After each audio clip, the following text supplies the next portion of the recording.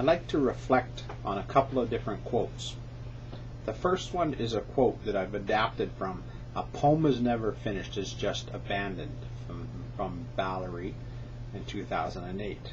I changed that to say "An online course is never finished, it's just abandoned." Some of my developer teachers are starting to feel that way about their courses. At the Cyber School, it takes approximately 400 to 600 hours for a developer to complete 100 hours of student-ready material. After approximately 1,800 hours to 2,000 hours, the developer teachers are willing to show their course to other content experts. To date, no developer teacher has stated that they have finished the development of their course. Someday in the future this may happen, but for the last 8 years it's never occurred.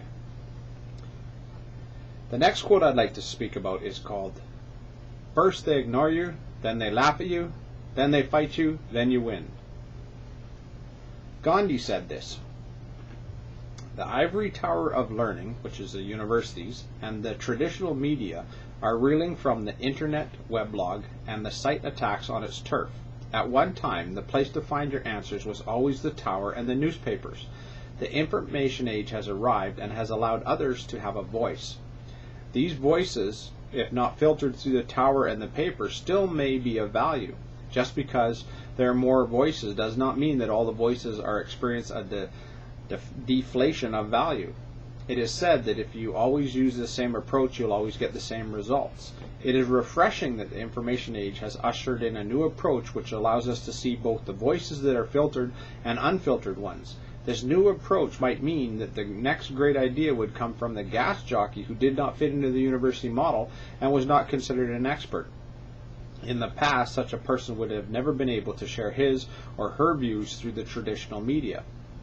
With everyone being able to make their voice heard in the information era, it is possible to have an idea straight from the pumps of the world. An information consumer has the freedom to choose what is considered important rather than the towers and the papers deciding.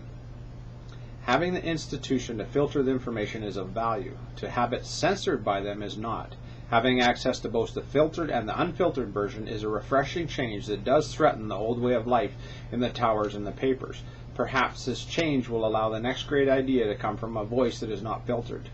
Many like swimming in the massive sea of information available, as is shown by the popularity of Google and the Internet. They do not need the sage on the stage to tell them what is of value. Gandhi is attributed to saying, "First they ignore you, then they laugh at you, then they fight, then they win." I say we're entering stage 3. That should fill us all with hope for the future.